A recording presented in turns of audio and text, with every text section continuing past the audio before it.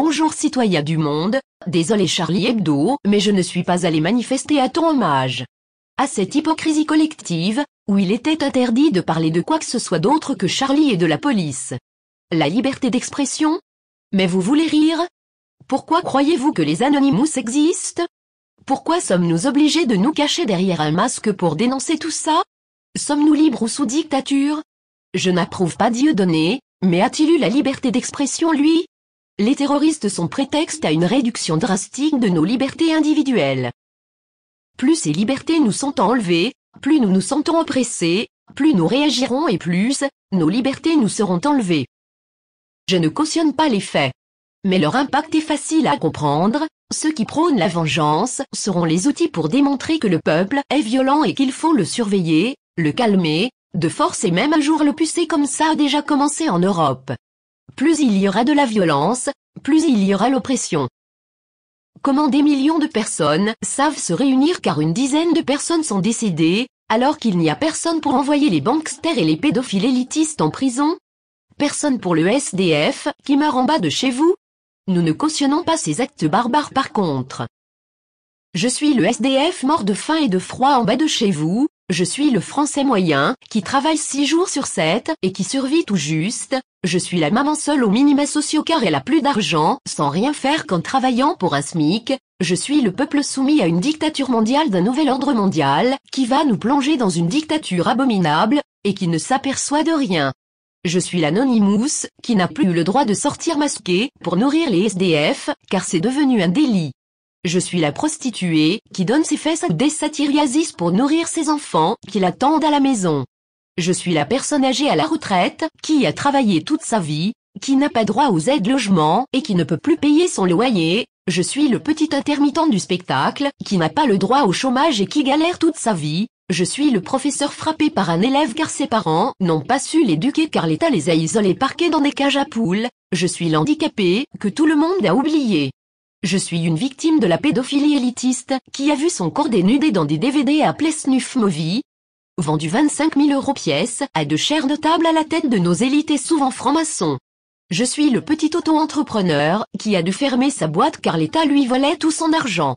Je suis licencié de Continental, je suis le chinois qui travaille 18 heures par jour pour 2 €, pour fabriquer vos baskets de marque. Je suis le Népalais, qui meurt pour construire des stades de foot au Qatar, le Mexicain que la police massacre, torture et brûle. Je suis l'Amérindien, qui meurt dans un ancien camp de concentration, qu'on appelle aujourd'hui une réserve. Je suis Rémi Fraisse. Je suis le travailleur moyen, qui n'arrive pas à boucler ses fins de mois, et qui doit encore donner un salaire entier aux impôts, en fin d'année comme cadeau de Noël. Je suis le petit Marocain de 6 ans, qui cire les chaussures des passants pour 5 centimes dans son pays. Je suis le Somalien avec la peau sur les os, qui gît sur le sol en attendant la mort. Je suis le petit Palestinien, qui voulait juste aller à l'école, mais qui s'écroule sous les balles, le Togolais, les petites filles thaïlandaises victimes du tourisme sexuel de chers notables européens. Je suis le musulman, sali dans son intégrité, qui va acheter son pain le cœur serré et la peur au ventre, qu'on le prenne pour un terroriste. Je suis le consommateur de produits à l'obsolescence programmée. Je suis Coluche qui disait que si voter servait à quelque chose, il y a longtemps que ça serait interdit. Je suis le peuple empoisonné par les OGM de Monsanto, car l'État lui pille trop d'argent pour pouvoir manger bio et se nourrir correctement.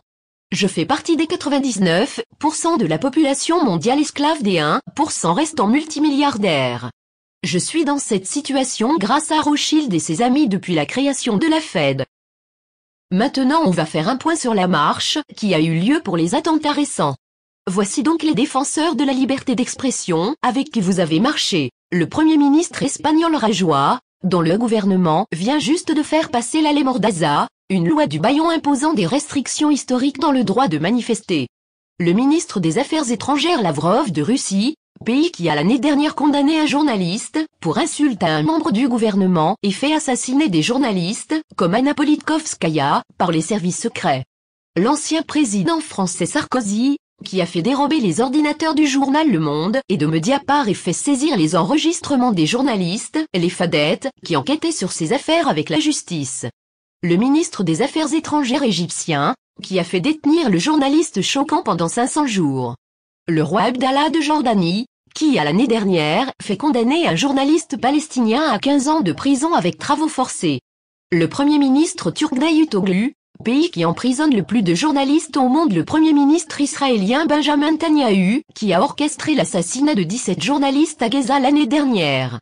Le ministre des Affaires étrangères algérien la Mamra, régime qui a détenu le journaliste Abdessamih Abdellah pendant 15 mois sans aucun motif. Le ministre des Affaires étrangères des Émirats arabes unis, qui en 2013, a réduit au silence un journaliste pendant un mois de peur de révélation. Le Premier ministre tunisien Joma, qui a récemment fait enfermer le blogueur Yassine Ayyan pour 3 ans pour diffamation envers l'armée. Les premiers ministres de Géorgie et de Bulgarie, pays qui détiennent le record d'attaques et de passages à tabac de journalistes, en plus des assassinats. Le procureur général des États-Unis d'Amérique, dont la police à Ferguson, a récemment agressé et détenu des reporters du Washington Post, et qui maintient le journaliste engagé Mumia Abu Jamal, derrière les barreaux depuis 1982. Le Premier ministre Samara de Grèce, où la police anti-émeute a battu et blessé 2 journalistes, dans une manifestation en juin dernier. Le secrétaire général de l'OTAN, qui n'a toujours pas été jugé pour avoir délibérément bombardé et tué 16 journalistes serbes en 1999. Le président Keïta du Mali, où les journalistes sont radiés dès lors qu'ils traitent de non-respect des droits de l'homme, le ministre des Affaires étrangères du Bahreïn, 2e pays à enfermer le plus de journalistes par habitant, en plus de la torture. Le cheikh Mohammed bin Hamad bin Khalifa Al Thani du Qatar, qui a fait enfermer un poète pendant 15 ans pour avoir écrit le poème du jasmin. Le président palestinien Mahmoud Abbas, qui a fait enfermer plusieurs journalistes pour l'avoir insulté en 2013, le Premier ministre slovène Cerar, qui a fait condamner un blogueur à 6 mois de prison pour diffamation en 2013 en Dakani, Premier ministre d'Irlande où le blasphème est considéré comme une infraction criminelle. Le ministre polonais Kopacz, qui a lancé un raid contre un magazine pour saisir des enregistrements embarrassants pour le parti au pouvoir. Le Premier ministre anglais David Cameron, dont les autorités ont détruit des documents obtenus par le journal The Guardian et menacé de poursuites. Le Premier ministre hongrois Orban, l'autocrate dont Amnesty International dit qu'il a mis fin à la presse libre en Hongrie. Et si vous voulez savoir pourquoi tout le monde dit que l'élite est sioniste, voici la définition du sionisme pour ceux qui ne connaissent pas. Le sioniste est un juif extrémiste au même titre que les extrémistes musulmans terroristes. Le sioniste ne lit pas la Torah comme le juif normal, mais le Talmud de Babylone, un livre extrémiste autorisant le vol, le viol et le meurtre de tous les non-juifs, exactement le même problème qu'avec les musulmans extrémistes, qui lisent des Corans mal, traduits en français par des psychopathes, ou interprétés par des imams à l'esprit malsain. Le problème c'est que dans le monde l'élite est en majorité sioniste. Un peu d'histoire. À l'époque d'Hitler, les sionistes avaient ruiné l'Allemagne, c'est pourquoi Rothschild avait financé Hitler pour faire le ménage, via le pacte de transfert qui consistait à sacrifier des vies en échange de réalimenter l'Allemagne en argent, et aussi en contrepartie, promettre aux Juifs survivants la terre promise Jérusalem, qui est le berceau de toutes les religions, car en tant que bons psychopathes ils sont convaincus être le peuple élu, voilà pourquoi ils massacrent la Palestine. Ces sionistes font partie de l'élite financière mondiale à l'heure actuelle.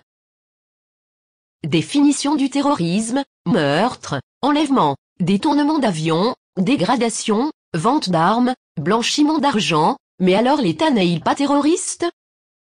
Parenthèse, comment un média israélien, I24 News, chaîne info basée près de Tel Aviv et société de droit luxembourgeois possédée par Patrick Drahi, l'homme le plus riche d'Israël, a-t-il pu devancer ses homologues français en révélant 5 heures avant les journalistes de la place de Paris, la double nationalité des auteurs présumés de l'attentat contre Charlie Hebdo? Des solutions existent, agir localement, alimenter ce système le moins possible et il s'écroulera de lui-même, ne plus faire de crédit, payer au maximum en liquide, voire même sortir votre argent des banques, manger bio si vous en avez les moyens, boycotter le McDo, les iPhones et tout ce qui finance des guerres, et si la révolution doit arriver cette fois, que l'on s'en prenne aux vrais coupables, regardez ce qu'ils ont fait en Islande, le pouvoir au peuple, les banquiers en prison. Film à voir la Belle Verte et aussi Trive, mais que faut-il faire pour prospérer? Étienne Chouard, Aaron Rousseau sur le 11 septembre ex-ami Rockefeller, les 10 stratégies de manipulation de masse, Monsieur Mondialisation, Peter Moore, jeu de cartes Illuminati, créé en 1995 par Steve Jackson qui révèle les événements futurs avec le 11 septembre, Les tsunamis et tout le reste, commercialisés des années avant que les événements se produisent, mais aussi restés débranchés sur YouTube et tant d'autres. Attention, pas d'amalgame. Juif ne veut pas dire sioniste, musulman ne veut pas dire terroriste, franc-maçon ne veut pas dire pédophile. Humaniste, et autres défenseurs de nos libertés, on défend vos gamins. On est fiers de ce qu'on fait. Êtes-vous fiers de ce que vous faites et de votre gouvernement? Rejoignez-nous. Tout le monde peut rejoindre Anonymous, vous nous trouverez partout, pour vous aider à devenir anonyme. Il n'est pas indispensable de savoir hacker ni d'être un génie de l'informatique. Seul un peuple uni en masse, et pour les bonnes raisons, peut faire couler ce système, juifs, musulmans, catholiques, chrétiens, athées, et tous les 99% venez à nous. La télécommande, alors éteignez vos télévisions. On ne combat pas un système corrompu au niveau mondial, on fait sans lui. On a tout essayé sauf l'amour, le partage et l'indépendance. Nous sommes Anonymous. Nous sommes Légion. Nous ne pardonnons pas. Nous n'oublions pas. Attendez-vous à nous. Étienne Chouard. Je pense que c'est une erreur de penser que les politiques sont impuissants ou incapables ou ne comprennent pas, en faisant comme s'ils servaient l'intérêt général. Et pour servir l'intérêt général, effectivement, ils ne sont pas bons. Si on renverse la perspective en comprenant que finalement ces gens-là servent les intérêts de ceux qui les ont fait élire, et qui sont les 1% les plus riches de la population, à ce moment-là, c'est pas du tout une catastrophe. Vous parlez de catastrophe, mais c'est une réussite formidable. Tout se passe comme prévu. La sécurité sociale est détricotée, le chômage se porte à merveille, ce qui permet de tenailler les salaires et d'avoir des bas salaires, donc des hauts profits. Donc tout se passe bien, en fait, du point de vue des 1% qui se gavent comme jamais. Les banques qui devraient être en prison pour faillite frauduleuse, leurs patrons se font mieux payer que jamais et arrivent maintenant au gouvernement des différents pays. Je trouve que la situation est pas du tout catastrophique pour ceux qui financent les campagnes électorales des élus. Et je trouve que là, de ce point de vue, c'est assez logique. Hollande, il sert les intérêts de ceux qui l'ont fait élire en le faisant passer à la télé, dans les journaux. Et pourquoi une banque achète Libération? Pourquoi une banque achète Le Monde? Pourquoi une banque achète le quart Sud-Est? Pourquoi le Crédit Mutuel achète le quart de la presse quotidienne régionale? C'est pour gagner les élections. Et ensuite, les élus rendent des comptes à ceux qui les font élire. Le problème, c'est que nos élus ne doivent rien aux électeurs. Que vous votiez ou vous votiez pas, c'est pas vous, ce sera un autre. Ceux qui vont voter, c'est ceux qui regardent la télévision, qui sont pas politisés. Il faut qu'ils passent beaucoup à la télévision. Vous regardez les curseurs, c'est incroyable la similitude qu'il y a entre les courbes de passage à la télé et les résultats aux élections. Il suffit de monter les curseurs des challengers, vous les montez à 10, 15%, ça va donner l'impression de la pluralité. Et puis les deux partis qui ont la même politique de droite dure, qui s'appelle gauche et droite, mais en fait ils ont la même politique pour les industriels et les banquiers, les multinationales en fait. Mais vous les mettez au curseur plus haut et ils vont être élus l'un ou l'autre en fait, peu importe, ils vont faire la même politique. Alors évidemment, les gens sont gentils, ils croient les candidats au moment des campagnes électorales, et c'est notre gentillesse qui fait la déception après. Mais enfin, après 200 ans d'échec du suffrage universel qui permet aux riches d'acheter le pouvoir politique, depuis qu'ils écrivent les constitutions, ces gens-là ont mis en place un système, d'abord censitaire, là au moins c'était clair, et ensuite universel quand ils sont aperçus.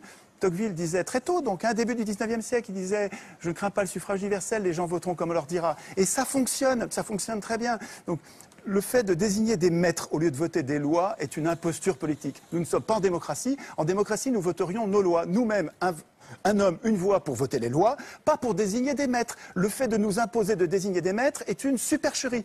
Ça donne un résultat plutocratique avec les riches qui dirigent depuis 200 ans.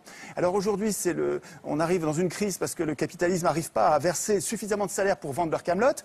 Alors effectivement, ils prétendent que le système est en crise comme si c'était un accident. Mais ce n'est pas du tout un accident. Les choses se passent comme d'habitude, avec une impuissance politique. Vous avez raison sur l'impuissance politique, mais cette impuissance politique, elle est programmée. Il y a un endroit où il est écrit que le peuple n'a aucune puissance. Ça s'appelle la Constitution. Le problème, c'est que tout le monde s'en fout. Nous nous foutons de la Constitution. C'est bien fait pour nous. C'est pas la faute des affreux qui dirigent, c'est notre faute à nous de ne pas écrire notre Constitution dans laquelle nous prévoirions notre puissance. Le référendum d'initiative populaire, les élections sans candidat ou les élections avec des primaires et avec l'impossibilité pour les condamnés de se représenter, etc. Notre impuissance tient à notre démission du processus constituant. Et tant qu'on bavarde sur ce que font les représentants politiques qui sont les représentants des riches, ce qu'il n'a pas osé dire, c'est que ce sont des francs-maçons qui ont écrit la Constitution. Ils maintiennent donc le contrôle sur nous grâce à ce bout de papier. Xavier Bertrand, franc-maçonnerie. Jean-Luc Mélenchon, franc-maçonnerie.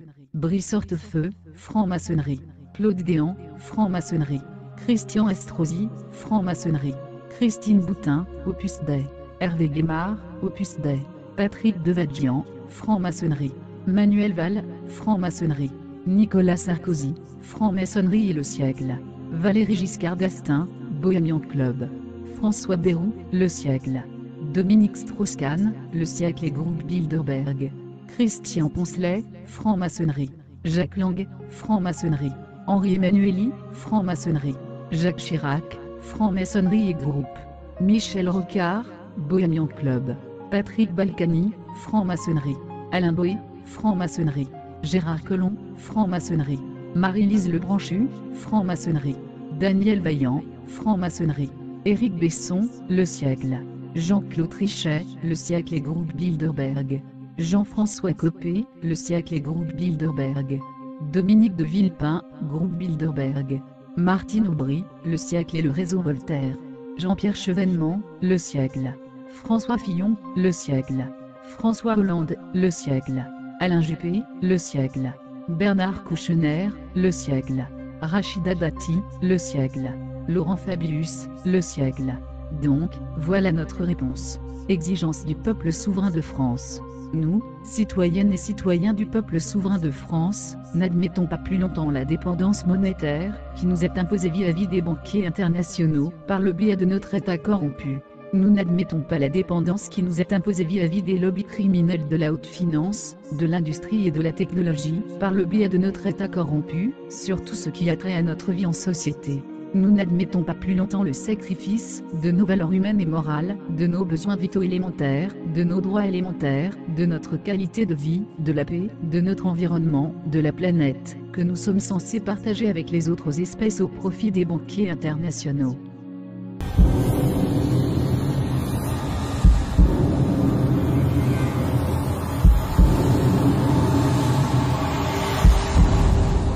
This shit's got to go.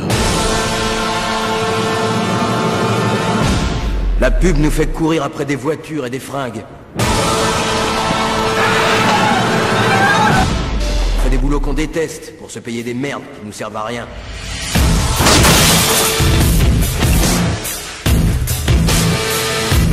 L'esclavage n'est autre que la possession du travail et porte avec lui le soin des travailleurs, ce qui peut être fait en contrôlant l'argent. Le politique, il sert plus à rien. C'est un prestataire de service. La politique de réserve fractionnaire perpétrée par la réserve fédérale est en réalité un système d'esclavage moderne.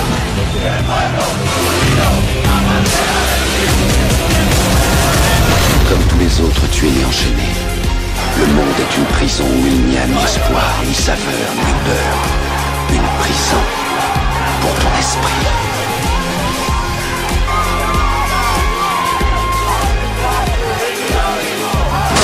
C'est bon!